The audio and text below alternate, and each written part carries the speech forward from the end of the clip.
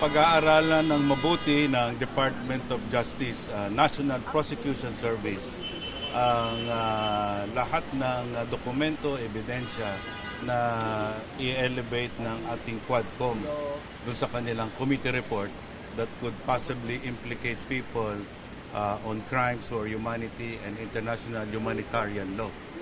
Meron na po tayong naunang naitatag na task force on extrajudicial killings at nagsimula na rin po itong pumalak ng ebidensya at i-consolidate po natin lahat ng ebidensya kasama nitong bagong committee report dahil dito po sa Quadcom hearings ay marami pong mga importante at mahahalagang impormasyon, pagsisiwalat at ebidensya at mismong pag-amin na posibleng pagsimulan ng mas malalim pang pagsusuri at pagkalap ng ebidensya.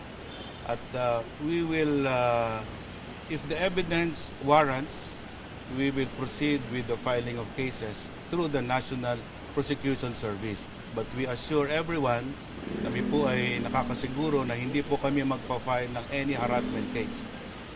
But when the evidence warrants, pag meron po tayong sapat na ebidensya, we will hold people accountable. Sir, ano magiging proseso nito? So, darating muna dito yung papel, ano po, mag-case build up, bubusin, paano po yung buong proseso?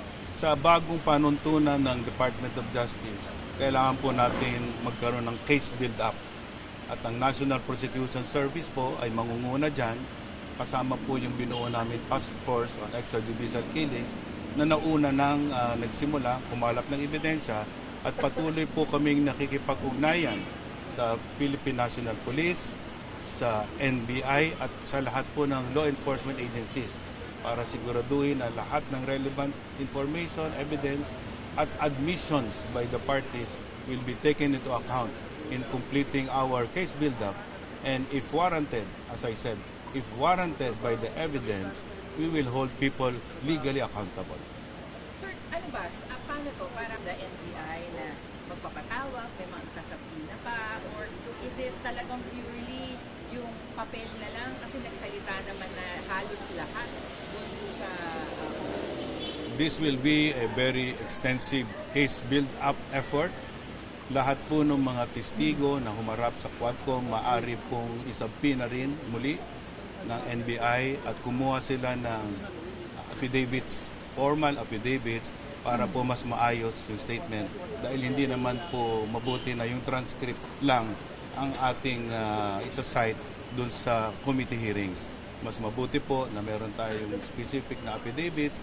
Pero yung mga testigo po na humarap sa Quadcom, sila rin po ang posibleng ipatawag. At nakita naman ng lahat ng tao na yung mga resource persons po gave very revealing information and even self-incriminating admissions. So all of this information will now be evaluated and we will do a thorough follow-up investigation and case build-up. And as I said, if the evidence warrants, we will hold people legally accountable. Pero sir, sino po yung magpa-file ng kaso NBI? The National Bureau of Investigation, the Philippine National Police, and any other law enforcement agents who will be doing this work together with the National Prosecution Service will be the ones to file this case. Under the new rules, DC-20, Department Circular 20 of the Department of Justice on the case build-up policy, even the prosecutors will be proactive in coordinating and cooperating with law enforcement agents to gather necessary data so that we can build solid cases. And that is the new policy. No harassment cases, but cases built on solid and strong evidence. Sir, mako-complement ba nito yung nasimulan na ng EJP task force? Nag-overlap na ba sila? Paano po ba yung sitwasyon? Yung pong earlier na binuo na task force on extrajudicial killings, nakapagsimula na po sa magkalap ng ebidensya. At i-consolidate po natin yan kasama nung bagong committee report ng Quadcom. So pag pinagsama-sama po natin yan, magkakaroon tayo ng evaluation at we will have a follow-up investigation and additional